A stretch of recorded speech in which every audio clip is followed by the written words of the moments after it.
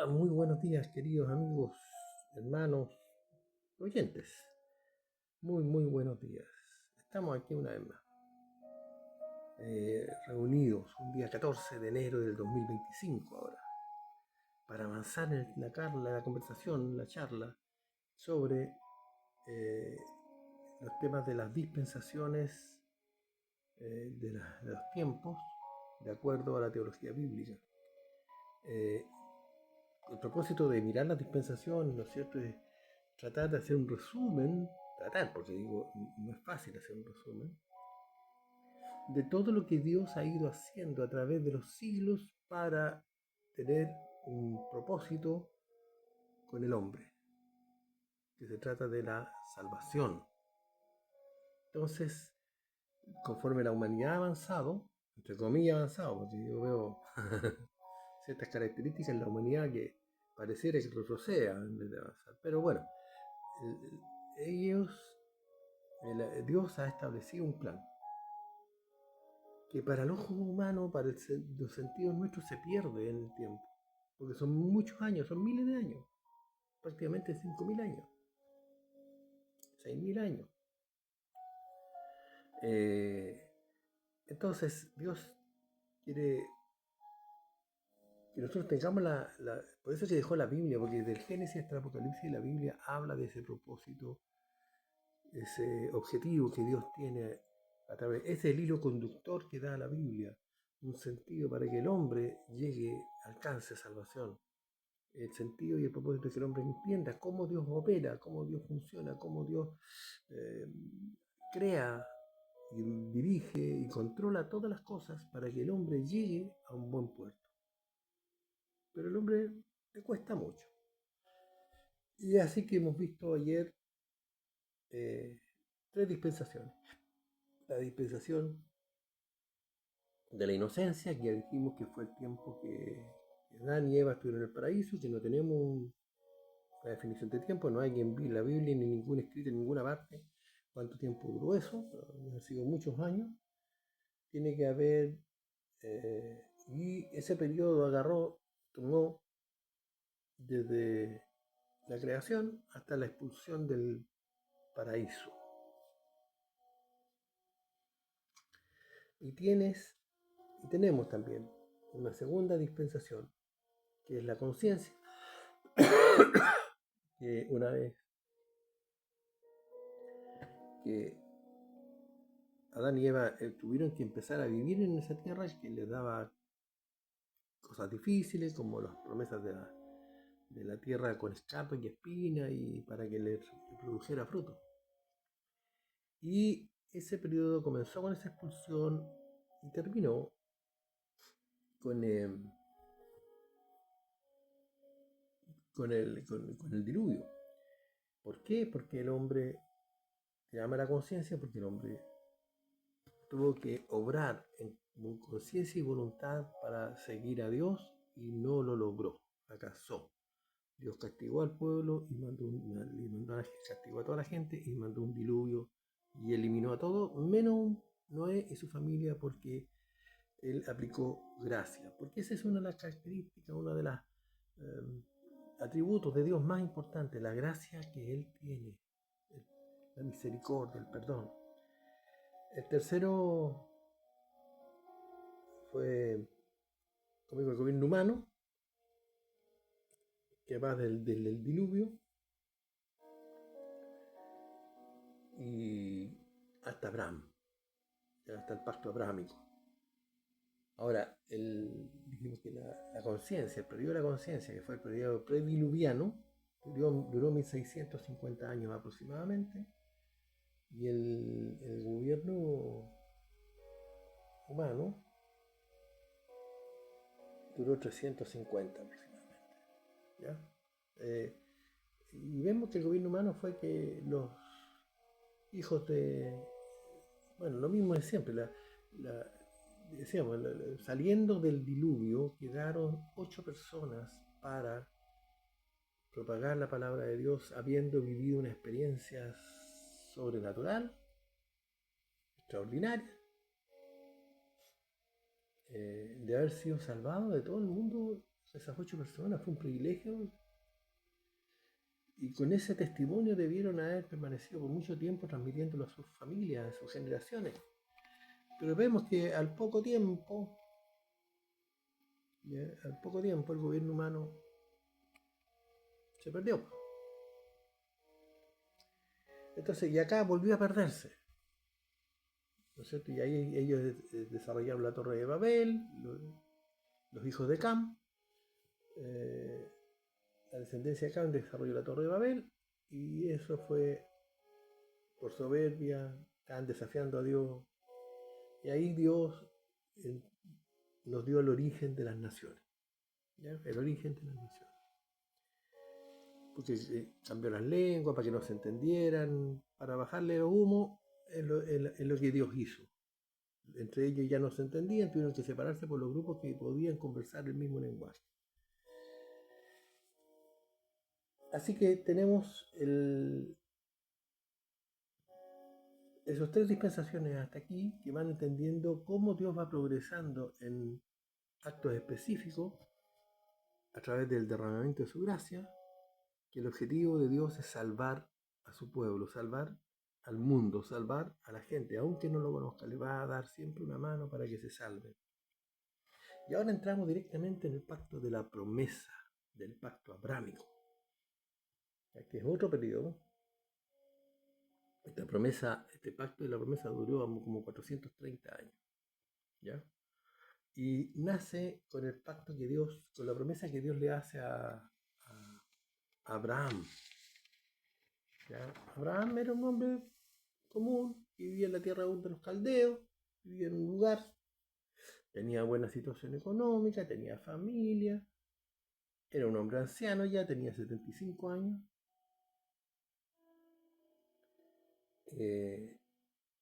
Y tenía un problema más o menos serio porque él quería tener hijos que heredaran toda la fortuna que tenía y no podía porque no, su mujer, la esposa, Sara, no era estéril, no podía darle hijos, no tenía cómo dárselo. Así que Dios toma un día a Abraham y le hace una promesa y le hace un llamamiento. Lo podemos ver en Génesis 12, del 1 al 4. Ya, dice: pero Jehová había dicho a Abraham: vete de tu tierra y de tu parentela y de la casa de tu padre a la tierra que te, perdón, que te mostraré. Y haré de ti una nación grande, y te bendeciré, y engrandeceré tu nombre, y serás bendición. Bendeciré a los que te bendijeren, y a los que te maldijeren maldeciré, y serán benditas en ti todas las familias de la tierra. Y se fue Abraham como Jehová le dijo, y Lot fue con él. Y era Abraham de edad de 65 años cuando salió, de 75 años cuando salió de Harán. ¿Te fijas la promesa? O sea, dice: yo de ti, que ya eres viejo, de una mujer que es estéril, voy a ser una gran nación, y voy a engrandecer tu nombre. ¿Ya? Así que, y hace una promesa, y aquí es una promesa, una profecía, no sé cómo llamarlo, pero algo tremendo. Dice: bendeciré a los que te bendijeren, y a los que te maldijeren maldeciré, y serán benditas en ti todas las familias de la tierra. Aquí se está proyectando todo lo que pasaría miles de años después, porque fíjate que todas las familias de la tierra hoy día son bendecidas a través de Abraham. El pacto abrámico nos permite que nosotros, no siendo judíos, no estando dentro de este pueblo, podamos recibir la bendición de ser hijos de Dios. Porque hasta antes de Jesucristo, solo los judíos, o los que vivían con los judíos, los esclavos, los siervos, podían tener derecho a tener una relación con Dios, acercarse a Dios, recibir de Dios todas las cosas maravillosas que Dios estaba preparando para este para este pueblo. Aún Dios no tenía un pueblo, pero aquí está anunciando que iba a ser un pueblo. ¿Y por qué iba a ser su pueblo? Porque Él hizo un milagro. Ese es el origen. Él hizo un milagro para que naciera Isaac, el hijo de la promesa. Efectivamente, aquí tenía 75 años cuando ya tenía 100 años.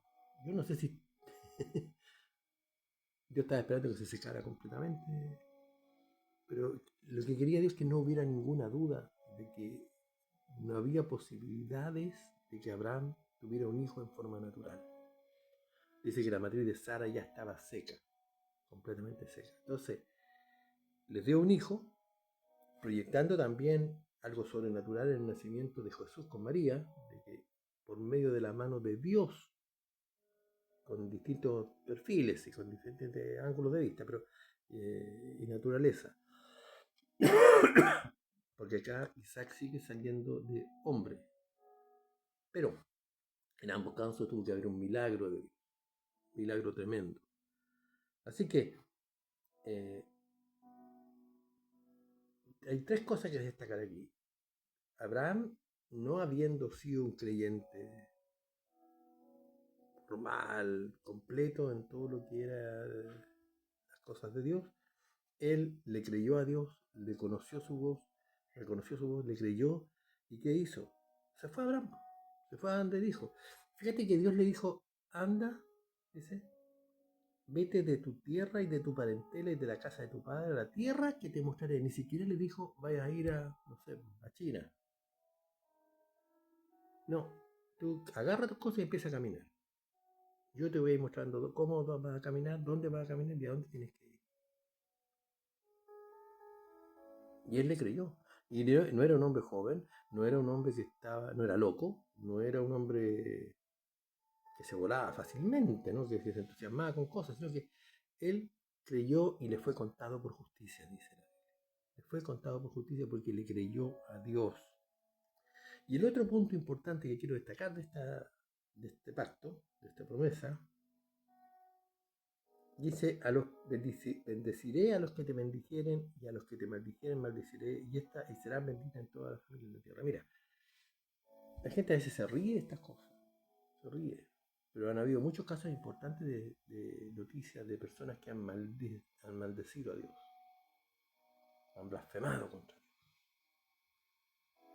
El caso más patente que tenemos, que está grabado por YouTube, es la maldición que Chávez, el pseudo presidente venezolano, emitió por cadena de televisión, en la cual maldijo abiertamente al pueblo de Israel. Lo maldijo y maldijo desde sus entrañas, y lo dice así, desde mis entrañas te maldigo, Israel. Hay muchos comentarios sobre esto.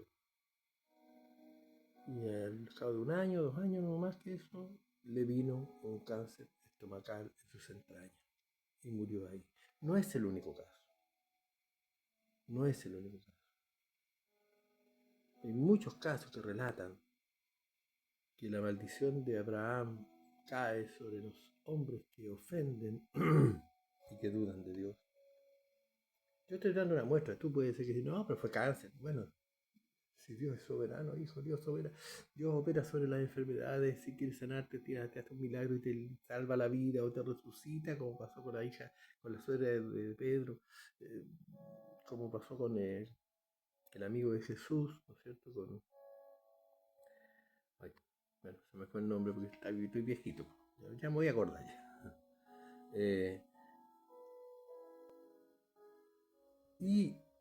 Estamos hablando de que justamente Dios tiene la capacidad de hacer lo que Él quiera, cuando quiera y como quiera. Él pone reyes, quita reyes, influencia la mente de las personas, Él cambia las circunstancias, cambia los tiempos. Si hay tornados, si hay accidentes, terremotos, Dios tiene el control de todo. Dios es el dueño absoluto, y eso hasta que la humanidad no lo entienda. ¿Cuándo lo va a entender? Cuando empiecen a caer todas las señales proféticas del tiempo final. Ya están cayendo, obviamente. Lo estamos viviendo hoy día. Como te digo, 14 de enero del 2025 estamos viendo el tremendo incendio, castigo de Dios sobre los ángeles que blasfeman y se burlan y se ríen de Dios en forma general. Yo creo que Dios se aburrió con los ángeles. Si ese pueblo se humillare, doblare sus rodillas y pidiere perdón y le pidiera a Dios, por favor, ayúdanos, yo sé que la misericordia de Dios haría algo sobrenatural para apagar ese fuego. Pero mientras no pase eso, se van a consumir en lo que se les viene a futuro, un infierno. En su soberbia la gente de allí, todos progresistas, todo de onda atea, están sufriendo el mayor incendio que se ha escuchado en la historia de la humanidad, en un pueblo, en una ciudad. Y acuérdate que va a ser devastador, que va a llegar a San Francisco, a todo este lado, donde realmente el pecado se celebra, el pecado se celebra. Así que tenemos esta primera promesa de Dios que parte con este pacto, ¿ya? Con el llamamiento de Abraham y con la promesa de tener, a pesar de su esterilidad, ser padre de una gran nación y de ser pues, no solamente de una nación, sino que bendecir a toda la familia de la tierra a través de una paternidad espiritual. No generacional, no carnal, pero sí espiritual. Así que en Génesis 15, del 1 al 5, Dios le confirma esta promesa, lo vuelve a llamar.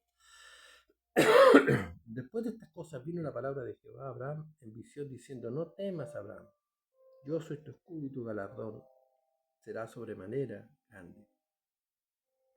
Y respondió Abraham: Señor Jehová, ¿qué me darás siendo así, que ando sin hijo, y el mayordomo de mi casa es Damaseno y Eliezer? Dijo también Abraham: mira que no me has dado prole, y aquí que será mi heredero un esclavo nacido en mi casa. Luego vino a él palabra de Jehová diciendo: no te heredará este, sino un hijo tuyo será el que te heredará. Y lo llevó fuera y le dijo: mira ahora los cielos y cuenta las estrellas, si las puedes contar. Y le dijo: así será tu descendencia. Y aquí viene la frase famosa: y creyó a Jehová y le fue contado por justicia. O sea, él vuelve a reafirmar la promesa y le dice: mira, tranquilo, vas a tener un hijo, no a tu tiempo, es a mi tiempo. Yo imagínate que el viejito de 75 años esperando un hijo, era lo que más anhelaba, porque ese tiempo el hijo era honra para un padre.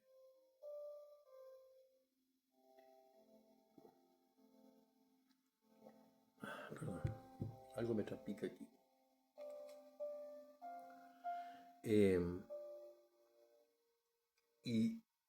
Y veía que el tiempo avanzaba y las posibilidades se agotaban. Y tuvo que esperar 25 años para tener el hijo. Entonces le decía: yo te confirmo, le dijo Dios. Pues es cuando Dios dice algo, se va a cumplir. Hijo, estamos aquí viendo historia, profecía cumplida. Dios le dio un hijo a Abraham. Hay muchas otras cosas, se enredaron, se perdieron. En algún minuto Sara le dijo: oye, mi viejo, le dijo: mira, yo creo que Dios se equivocó, yo creo que tenemos que usar la costumbre nuestra de tener, como no nacieron hijos, tomar una esclava, tú te acuestas con ella, procreas un hijo y ese hijo yo lo recibo en mi falda cuando nace y pasa a ser hijo nuestro. Esa era una de las costumbres cuando alguien no podía tener hijos. Estaba como legalizado que ese hijo de la esclava podía ser el hijo que heredara. Y acá pasó esto porque no dudaron de que Dios le iba a dar el hijo, que pasaban los años y no lo tenía. Y efectivamente, lo cuento de modo de anécdota, o de complemento más bien. Y Abraham se acostó con Agar, una sierva, una esclava egipcia. Y ahí nació Ismael. Producto de ese nacimiento, de esa falta de fe, diría, que hubo en ellos, nació Ismael, padre del pueblo árabe. Y de ahí hay una promesa de Dios por no haberle creído realmente. Porque hubieron errores que se cometió Sara, echó a la gigante. Bueno, cuando Sara tuvo su hijo, empezaron a generar los problemas entre las mujeres. El tema es que desde ahí viene un hecho histórico de enemistad entre los ismaelitas, de ese pueblo árabe, o de las descendencias de todas las tribus árabes, descendientes de Ismael y Israel. Todo lo que estamos viendo hoy día de las guerras y todo esto, y de todas las guerras que han habido entre ellos, nacen de aquí, de esta falta de fe, porque si Sara se hubiera aguantado, no habría nacido el pueblo ismaelita.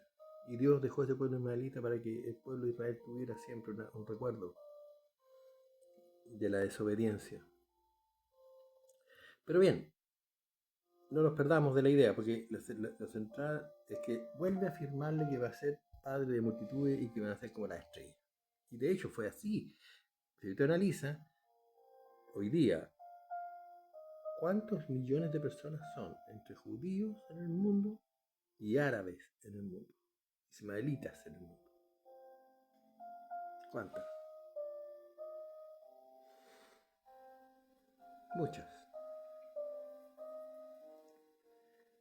Bueno, así que se reconoció y se confirmó la promesa a través de una palabra de Dios.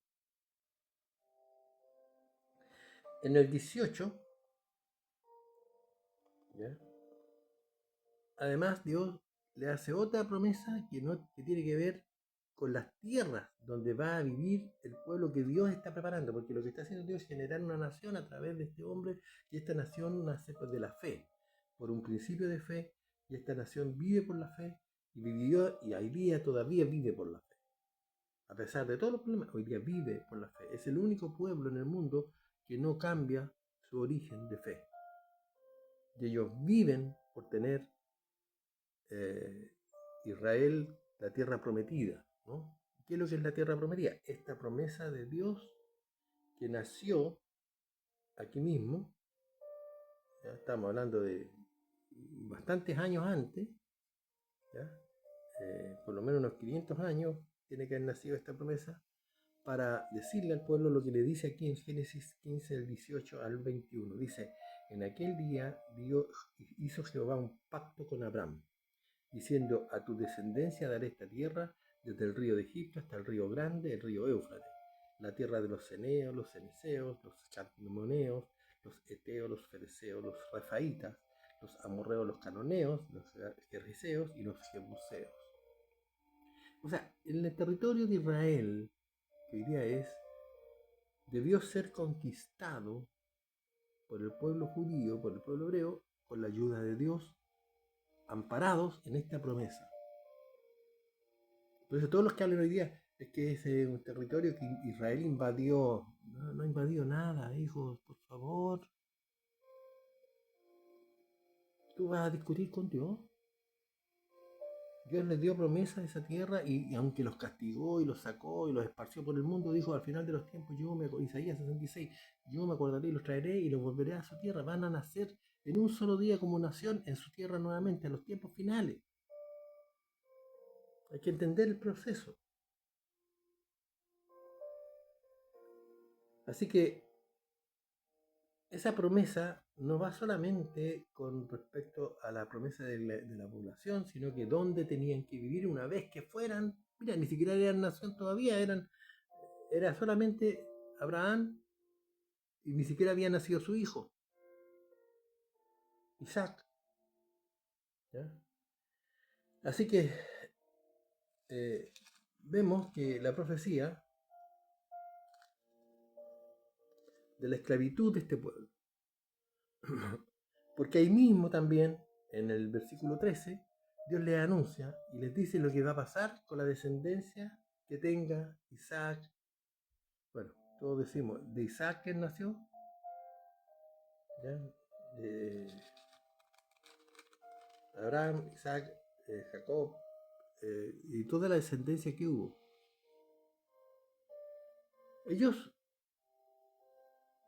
toda esa descendencia fueron formando la familia, las primeras tribus. Cuando Jacob tuvo los 12 hijos, esos 12 hijos formaron las tribus de Israel, en su forma general. Y esas 12 tribus pasaron a ser la nación de Israel. Y les promete, y la promesa de Dios, antes que hubiera nada, cuando todavía no había nada, le dice, versículo 13, entonces Jehová dijo a Abraham, ten por cierto que su descendencia morará en tierra ajena, y será esclava allí, y será oprimido 400 años. Más también la nación a la cual servirán, juzgaré yo después de esto, saldrán con gran riqueza. Por eso que esta dispensación de la promesa duró 430 años. Se estima que duró 430 años. ¿Por qué? Porque ese pueblo, efectivamente, hubo una hambruna en algún minuto y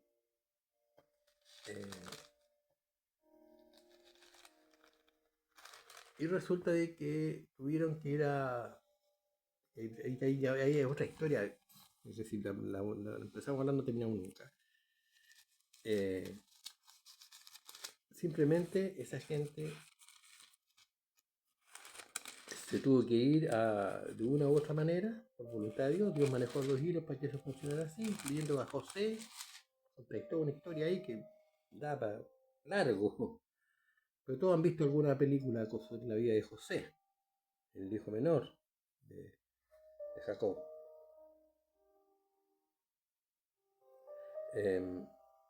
Entonces,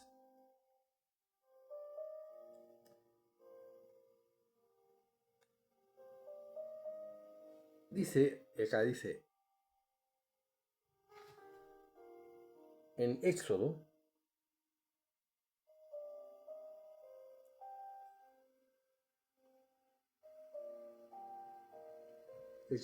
déjame leer donde lo tengo anotado. 23, 25.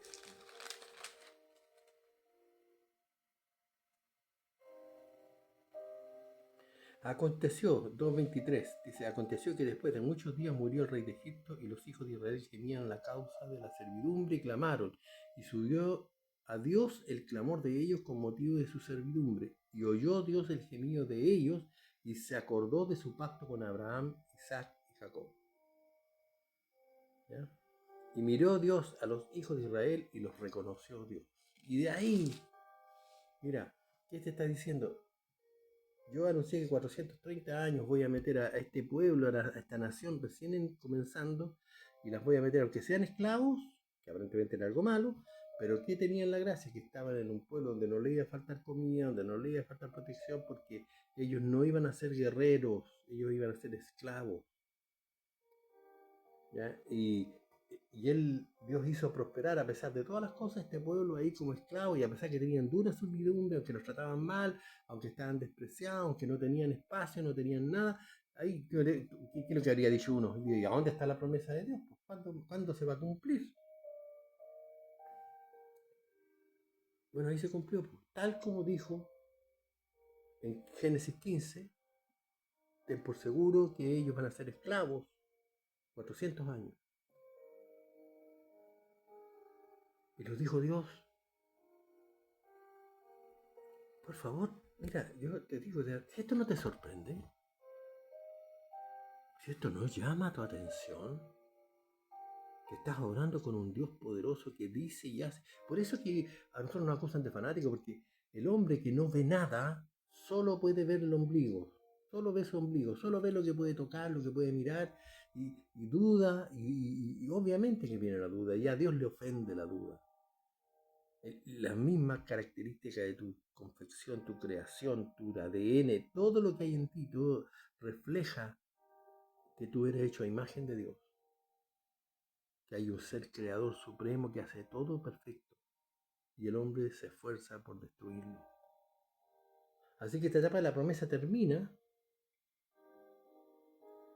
cuando el pueblo de Egipto sale en el Éxodo, es liberado en el Éxodo, porque dice que iban a salir con gran riqueza, y así fue.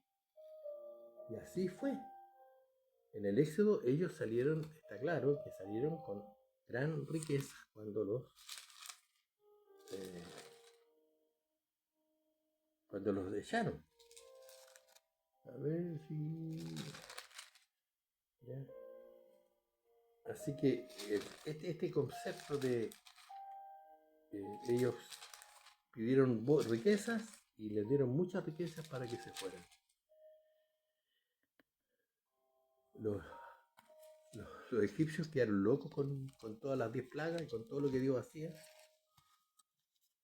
Termino haciéndote esta pregunta. ¿Cuántos egipcios murieron por causa de la liberación del pueblo? ¿Cuánta fue la lucha que hubo? Que no duró bastante, duró casi un año. ¿Cuánta fue la lucha que tuvo Faraón con ellos? ¿Y cuántos soldados, o sea, y cuántos, perdón, hebreos murieron por luchar por su libertad? Ni uno. Sin un arma. Por eso hay una canción que dice, una alabanza que dice, no es con espada ni con ejército, es con tu Santo Espíritu. Porque el Espíritu de Jehová se movió entre medio del pueblo hebreo y el pueblo egipcio y logró que se fueran liberados solo con el poder de Dios, solo con lo que Dios hacía, decía y pensaba, cumpliendo sus promesas. ¿Vas a seguir negando? ¿Vas a seguir escondiéndote? Cree en Dios. Él ha dado más que pruebas suficientes de que merece ser creído. Y ser creído significa creerle. No creer, yo creo en Dios, porque todos dicen creo en Dios. Pero ¿cuántos le creen a Dios y hacen lo que Dios pide? ¿Cuánto hacemos esto? Bueno, los dejo hasta aquí. Otra vez me estoy pasando en el tiempo, me estoy entusiasmando.